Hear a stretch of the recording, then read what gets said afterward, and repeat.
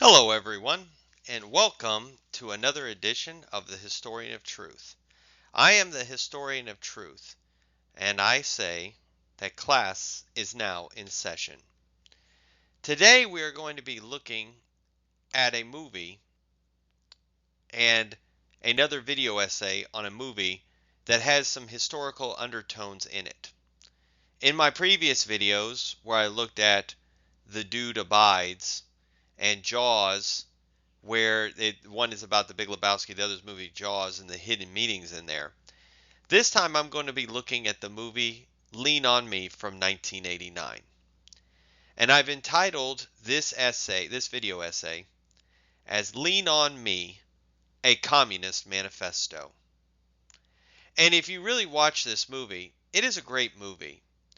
And but if you look at it from the mindset of communism, which this movie took place towards the very end. This movie was actually made at the very end of the Cold War, which ended in 1989 with the fall of the Berlin Wall.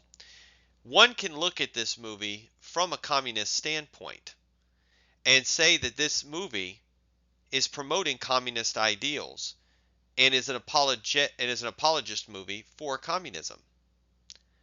Now, Lean on Me, like I said, came out in 1989. It stars Morgan Freeman as Principal Joe Clark. It's based on a true story. How much of it is true, I don't know. But it was based upon the Principal Joe Clark, who is kind of a um, no nonsense type of individual who it doesn't take really any sort of crap from anybody, and he's very harsh on people, and he kind of is a micromanager, kind of like that, and he's he can be very direct and very alpha male in the way he deals with people. And what happens in the film is that he is hired to take over East Side High in Paterson, New Jersey. East Side High, according to the movie, was overrun by drugs, prostitutes, people smoking, people misbehaving. The behavioral problems were just out of this world, and you see it at the beginning. There's graffiti all over the school. Nobody's really learning, and he comes in there, and these bad students just basically run the school, and the faculty and staff have no control over it. And he comes in there and starts to change things around by first expelling all of the really bad students, and his goal is to get them to pass the skills test in order that the state doesn't take over control of the school. And so and he uses a lot of very harsh treatments on people. He doesn't take any sort of advice from other faculty or staff. It's his way or the highway. He's forcing all the students to learn the school song and have school pride. He's suspending and firing teachers. He's kind of very hard at the beginning, but as the movie goes along, he kind of softens up to the children. And now there's another parent who's in there. Her name is Mrs. Barrett, and she wants Joe Clark gone. She wants Joe Clark gone because her son was expelled, and so she wants him out of there. And so she's fighting to get him out. They eventually catch him because he's locking the doors, which is against the fire code, which he's arrested for. And then at the end, it turns out all the students pass the minimum skills test, and the students love him, and it kind of ends in a kind of like a heroic type of feel good ending to it's typical 1980s movies that I grew up with. And it's a great little story, it's a great little movie. But one of the things that I noticed when watching this movie is one can see this as a communist manifesto type thing. And what I mean by that is it seems to the movie, if you look at it in a certain perspective, seems to soften communism and try to present it in a more positive light. And I'm going to go over that evidence while we're talking, while we're going through this and going through the movie. Okay. Now I want you to look. This is, if you look on the what would be the right of your screen, that is the cover of the movie box for Lean on Me. It has Joe Clark pointing at this student, and there's some students standing beside him. But I want you to notice what it is. It's red. Okay. Most of the Every time you see the Lean on Me movie boxes, they're almost always red. If you know anything about communism, communism's favorite color is red. If you look at almost every communist nation, their flags are red. China's flag was red. They always have, China's flag is red. Red symbolizes the blood of the revolution. Red is the symbol. It's in almost every one of them, whether it's a red star, it's something, there's always usually red there. Okay, Soviet Union, it was red. Red is the color of communism. Okay, and as you can see, that's what he's doing. He's pointing at the young boy and everything, and so it's like you can see it's kind of like a communist. And if you and when you see that color red on the box, kind of gives the symbol away. Okay, now let me just start off with Joe Clark. Joe Clark is the principal, and at the beginning of the movie, he's fighting for justice and civil rights as a teacher. He's a civil rights activist, and he supports union rights. And of course, if you know that, that's where a lot of communism comes from, is from labor unions. Okay, communism starts off. That's why it's called if you ever heard, that's the word, USSR, the Union of Soviet Socialist Republics. The labor, the proletariat class, the average laborer, that's who he's fighting for, the average man. At the beginning, he gets into a bit of a fight with the other people in the union because the other people of the union want him out. Okay, because he apparently was causing a lot of agitation, everything. So he's the one that started the labor union with Mr. Napier, Dr. Napier, who is his friend and his boss. They started that, so they start a labor union, and initially he's working together. It's similar how the communists, they initially want to unite. That's what they do. Like we'll use Mao Zedong for example. He starts off wanting to, fight together. We're going to get to be together, and that's what Joe Clark starts off with. We're going to be together. We're going to stick together. We're unionizing. That's what we have to do as the working class. We have to unionize in order for the revolution to succeed. Okay. All right. So that's what happens, and eventually he is reassigned to another school. He is angry that the labor union kind of sold him out. So as I say, as time goes on, he only seems to be concerned about his power and his authority, and that's what communists always do. The communist leaders like Mao Zedong, he's or Joseph Stalin or whoever, they always are with the people united at the beginning, but when they take over control of the country, they're only concerned about their power and their authority. That's all they care about. They almost totally forget and ignore the rest of the party. A lot of them do. They become a dictator and they scare the members of the party into submission.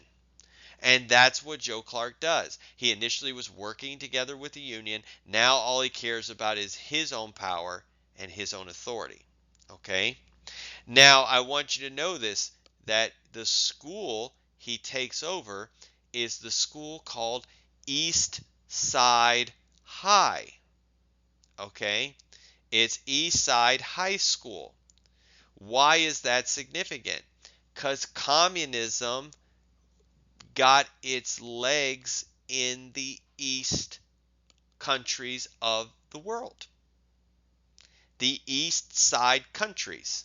It started in Russia. That's where now Karl Marx lived in Germany. But communism spread in the East. It spread in Russia. It spread in China. It spread in North Korea. It spread in Vietnam. You start seeing it. It spreads in the East. Eastern Europe.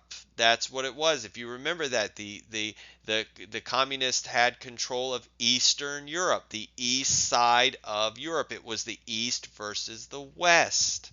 Okay? So he's taking over East Side High. Okay? East is where communism spread, you see. And the name of the school's mascot is the East Side High Ghost. Now, these are actually their mascot. East Side High is the ghost. Ghost. What happens with ghosts? Ghosts are invisible. Why is that important? Communism, ghosts can just disappear. Communists can make their people just disappear. Stalin used to have where he had like friends in pictures, and when the friend double crossed him or he felt like he needed to get rid of him, he would kill the person and then have them removed from the photograph as if they didn't exist. They would pull people out of homes who were dissidents and make them disappear. So they would make them disappear. So as you can see, there is some communism that is coming out in this movie. Okay? Now when he gets over there, one of the things that he does is he closes off the school. He locks down the doors. Okay? To prevent, now he says, to prevent the drug dealers and the prostitutes and all these unwanted people from coming in and disrupting his school. Well, these locks and these locks on the doors can be viewed as similar to the Soviet Union and the Iron Curtain and the walls that they built, the Berlin Wall. They claimed it was to keep the Westerners out, but really the Soviets and all of them build the walls to keep people in. The Iron Curtain, some of y'all still remember that, where in Eastern Europe they put up those barricades with barbed wire, and they had guards standing there, so if anybody tried to escape, they couldn't escape. Okay? And so what is Joe Clark doing? He's locking up the school. Now he says it's to keep the drug dealers out, but it's also to keep the students in. Okay? It can also be viewed as trying to keep the students in. All right? Just like they get that grip on the people. Okay?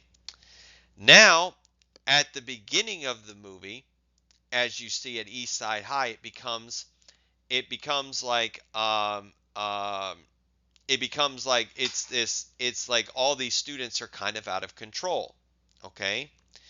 And so what these students almost represent to the communist are like they're the ones that have all the freedom in the school. They're the ones that have all the freedom. They don't have to really listen to authority. They can kind of do what they please, these sorts of things. They can do drugs, they can do whatever they want to do. They can put kids in lockers and things like that. Well, if you look at this movie from a communist viewpoint, what you can see is the communists are looking at these people like they're Western people. Like these people are these students in this movie are like caricatures of what like a communist would see a Westerner. They're like these Western people, they're out of control. They have all this sexual liberation, and they eat all this. They eat this garbage. They watch these garbage movies. They consume this garbage music, and they just do whatever they want. They're like animals. They're out of control. So I need to get them out of this country and bar the doors to prevent them from getting back in. And so what I believe they look at these students is it's looked at. Joe Clark looks at them like a dictate, like he looks at these students as now. I'm not saying what the students do is right. Of course, that's not wrong. It's wrong. But I think that there was an over exaggeration by the director of how bad these students really were. And I think that over exaggeration was to show you how communist, if you're looking at it from Joe Clark and if you're looking at him and he's a communist dictator, he's looking at these people like Western people. They're out of control. These people are barbarians. They're not as cultured, and they're not as cultured and sophisticated as we are in a communist top down womb to tomb type of society. We're much better. We have more people that have more respect for themselves. There's no fear. I've even heard people say that. It's like that. I've heard people say, of like China. They'll say, "Oh yeah, China is the safest country. We have cameras everywhere." You see, well, yeah, it's like everywhere. Why? It's to prevent any kind of people from being out of control and having real freedom. So that's what happens is at when Joe Clark takes over the school, he has all the bad students stand up on stage, and essentially what he does is he expels all of those students. Okay. Then after he expels those students, he goes on a rampage against the teachers. Against several teachers. He fires a teacher named Mrs. Elliott, who is a choir teacher. He suspends another teacher named Mr. Darnell. And one can see this as the communist and socialist purges. Okay? The Great Purge was talked about in the Soviet Union in the 1930s by Joseph Stalin, where he purged all the old communists out. Okay, and Iraq, Saddam Hussein. I mean, Saddam Hussein wasn't a full-fledged communist, but he was a socialist. He purged the so he could take full power. He purged the old people out. In China, they did the same thing. It was called the Great Proletariat Cultural Revolution. They purged all the old. He had all the young kids purge these people out. Okay, so you can kind of see it, this great purge. It's like that's what he's doing. He's like, it's almost like Joe Clark is purging the school of any sort of freedom of thought and freedom. Everything is going to be a top-down dictatorial way. And he even says that when he comes to his first faculty staff meeting. He basically says, I'm the one in charge. There's only one boss in this place, and it's me. That's what he says. He's no longer, working together. Okay, that's what he says. He says, he's like like he runs the school dictatorially. He's no longer working together. He told him, he says, nobody speaks at my meetings. Nobody does. You take out your pencils and write. So that's like a communist dictator. There is no democracy. That's what he says. He goes, this is no, we're not in a state of democracy. He said, and my word is law. That's what he said. That's like a communist dictator. There is no more democracy. That's what it says. It says the Union of Soviet Socialist Republics, but they're really not republics. People don't vote. And if they do vote, it's a sham. He's running things, and just like Joe Clark is running things dictatorially. Okay? Uh, and and um, and they no longer he's no longer working together. Like I said at the beginning of the movie, he was working together with the union, but then as time went on and he gained the power and became the principal of the school, now he's not working it that way. Now he's running things dictatorially. Okay? And I'll get to why this is a communist manifesto. You may say, well, this is actually showing the badness of communism. Well, it is, but I'm going to show you why they eventually get the goodness in there. Okay, and so he's, like I said, he fires Mrs. Elliott, he suspends Mr. Darnell, he expels all the students. That's the communist purges. Okay, while he's there, he demands conformity. Okay, he commands conformity. He says, like I said, he said, my word is law. You take out your pencils and write. He forces everybody to learn the school song. Why? He's forcing them to learn the school song to develop a love for the school, kind of like a patriotic, almost kind of like patriotic. That's what they do in communist countries. They make the students learn, they make the young kids learn patriotic songs in communist countries. An example of this is in China. They make them learn the red sun in the sky. So he's making them learn the school song or they will be suspended. So they're going to be suspended or get detention or things like that. So if you're not, that's almost like saying, like the communists, if you're not conforming to society, we'll put you in a gulag. We'll put you in a concentration camp. We'll put you in prison. Does that make sense? So it's like he's demanding conformity and he's ruling dictatorially. Okay, so as you can see, as this goes on, it's really there's really kind of like a communist ideas going on. Now, there's a lady whose son is expelled, and her name is Mrs. Barrett. Mrs. Barrett wants Joe Clark gone. Okay, she wants him gone. What I think Miss Barrett represents in this movie, as I said, Joe Clark represents the communist dictator. The expulsion of students represents like the communist purges. These sorts of, the East Side High. That's where East takes place. These kind of things. The school song is like the patriotic song, the conformity that you have to go to. So what happens is like Mrs. Barrett, I think, represents kind of like the Western countries.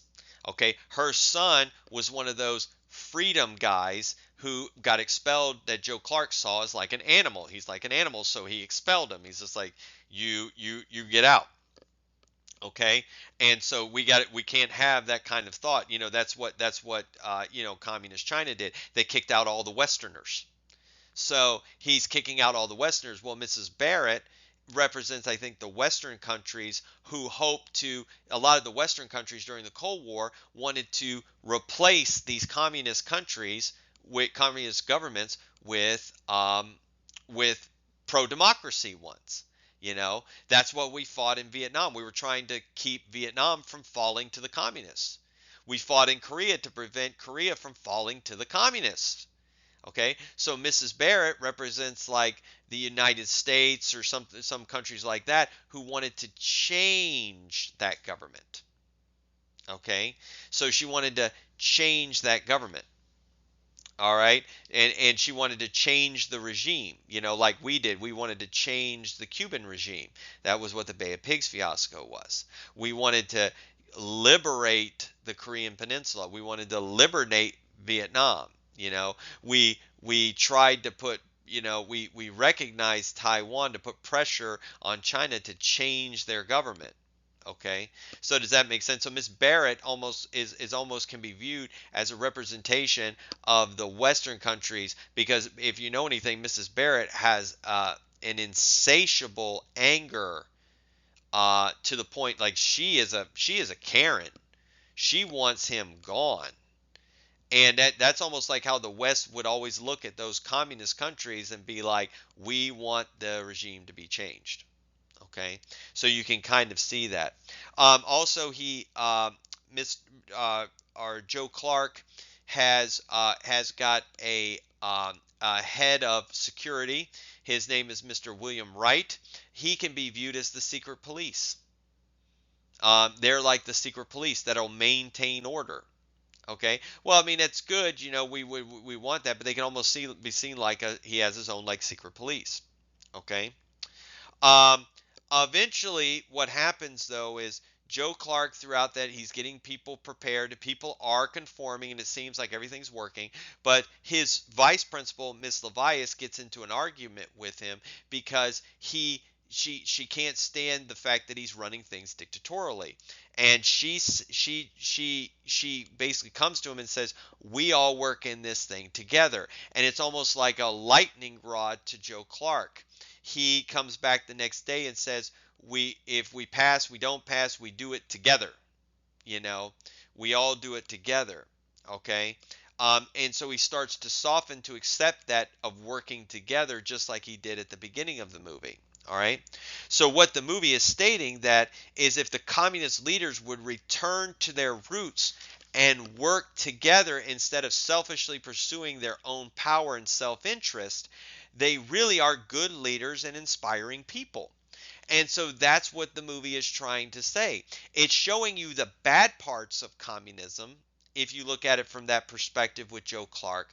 But it's trying to say though is that if the communist leaders like someone like Mao Zedong or Joseph Stalin or if all these people, Fidel Castro, would go back to their roots of being working together and uniting with the people and doing this sort of things, they're really not bad people.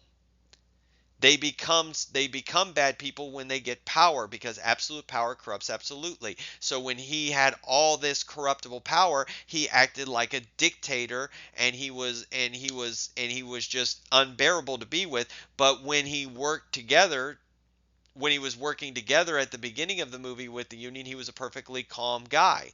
And at the end of the movie, when he starts working together with the staff, he's a calm guy.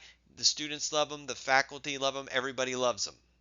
And you see, and that's what they're saying is like if Fidel Castro would have just remembered his roots, or if Joseph Stalin or Mao Zedong or whoever would have just remembered, Ho Chi Minh would have remembered their roots and just worked together, united with the people in the Communist Party, it would have worked much better.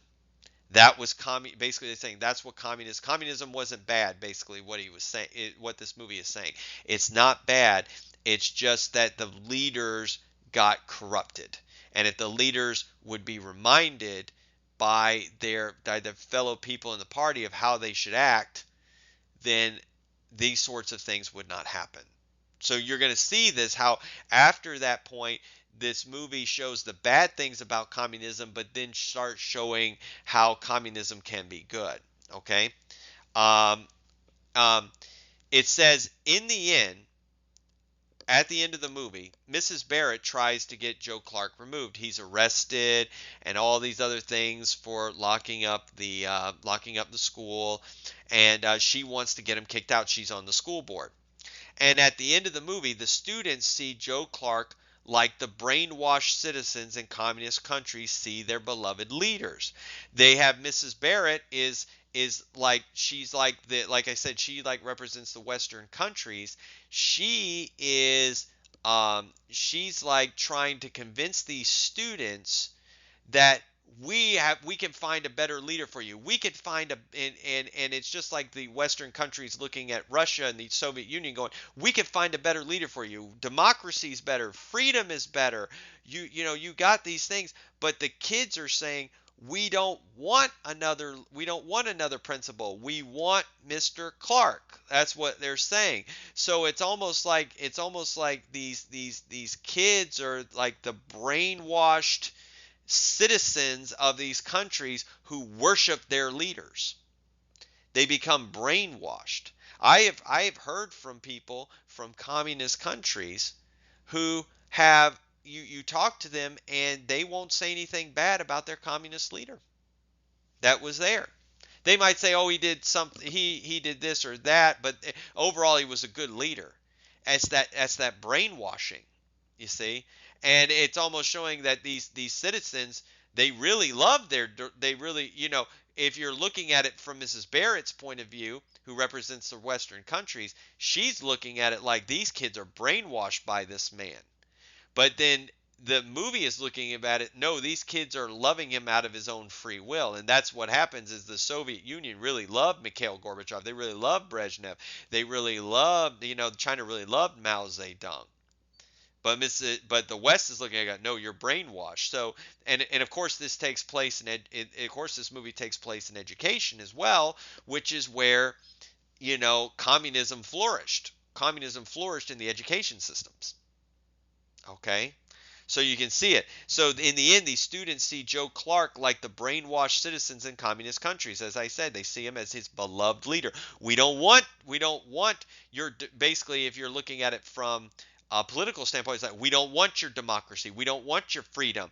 We want Mr. Clark. We want the communist dictator. That's who we want. We learn to love Mao. We learn to love Stalin. That's who we want. We want him. But of course, Mrs. Barrett, being aka the Western countries, are looking at him like they're brainwashed. Okay, and and a lot of other things within the movie are kind of there. One of the lawyers' names is their lawyer name that works with Joe Clark and Dr. Napier. His name is Rosenberg. Of course, Rosenberg is a Jewish name, and a lot of it's kind of hearkening back to some of the, Karl Marx was Jewish.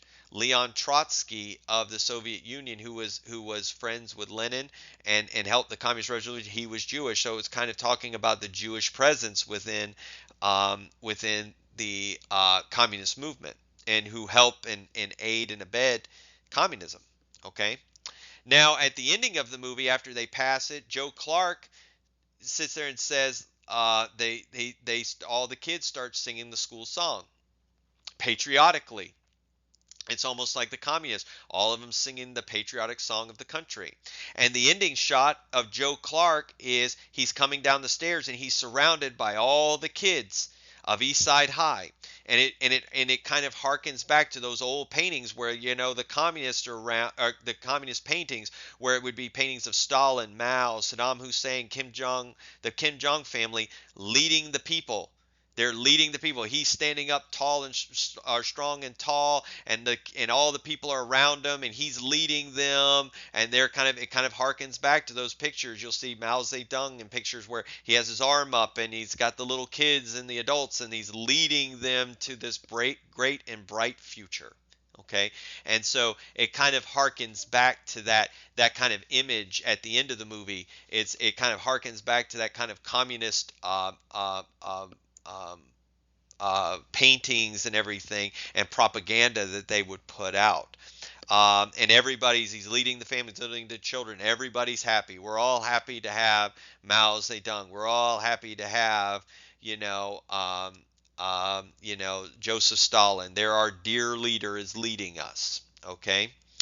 And so one of the things I want to leave you with too, one of the last little evidences that I'm going to leave you with, talking about this as a communist manifesto, is you have to look at Joe Clark. His initials. What are his initials? He goes by Joe Clark. His initials are JC. There's one other person in history with the initials JC, and that's Jesus Christ. Okay, why is that important? Because the communist countries view their leaders as their saviors, as their messiahs, as their gods. Okay, they view them as their gods. As a matter of fact, when Lenin died, they stuffed him. If you ever go and see him, he looks like a vampire sitting in his tomb. They stuffed Mao Zedong. They stuffed Ho Chi Minh. They stuffed their leaders, and they put them on display, even though these men are dead. But they still view them as gods, almost kind of like the ancient. That's what they are. It's like Karl Marx didn't believe in religion. He said religion was the opiate of the masses. He didn't believe in God, and so the leaders become the god. That's what happens. They become the god. And so this is what it is. His initials just happen to be JC, which coincides with Jesus Christ. So it's kind of like saying how the communist countries and these people view him. He's the savior of the school, is he not? He's the savior of the school. The school was in basically it was a dumpster fire, and he saved it like a messiah, like a god. And his name is Joe. There was a leader named Joseph Stalin. We called him Uncle Joe Stalin, and so we called him Uncle Joe when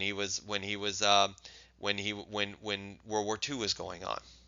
Okay, so as you can see, they're viewing Joe Clark like the Messiah. And so this is my video essay. As I say it again, I think that this movie was made in 1989, towards the end of the Cold War, and I think there's a communist message in this movie. I think you can look at this movie from a communist viewpoint. and look at it like the way a communist would look at things. The way that, if you're looking at the movie, it would be the way a communist dictator looks at it. He looks at these Western freedom people, aka the drug dealers and everything, as exaggerated caricatures. That this is what they are. They're out of control. They're animals. We need to expel them out of the country. And so we kick them out of the country. And then we put bars up, as I said again, we put chains up on the doors, aka the Iron Curtain or the Berlin Wall, to keep people in so they can't escape, so they can't leave, and keep them out supposedly. And the Western people look at it and say, you can't put the bars on, you can't put the chains on those doors. Yeah, you can't keep people. It's just like the communist dictator looks at it. I'm trying to keep those bad people out, but the people on the outside looks and says, no, it's like you're trying to keep people from getting in. Okay. And Joe Clark definitely runs things dictatorially. He purges people and the students, and so he's got his own secret police and all of this. So as you can see with this movie, it's saying basically what I believe is that communism really isn't bad.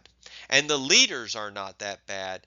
The only thing that happens to them is once the leaders become bad. I think the director was saying that when the leaders become bad because they forget where they came from. They forget the movement. They forget that they worked in a union together and they have to work together, and they just want their own power and their own authority. But the movie is suggesting that if they are reminded, if somebody brave within the Communist Party or in the country comes to them and says, you need to, we need to work together, we need to stop this, that they will eventually say, okay, you know what, that's right. And if they start working together, just like Joe Clark does, everything becomes much better, and the country works better. And the communist dictators are not really all that bad. Fidel Castro really wasn't all that bad. Joseph Stalin wasn't all that bad. They just became bad because power corrupted them. And if they didn't allow that power to corrupt them, communism would have been okay. So I hope you enjoyed this edition of the Historian of Truth and how I view Lean on Me as a communist manifesto. What do you think? Comment under this video and let me know. And I thank you all for tuning in. And this is the Historian of Truth saying, class is dismissed.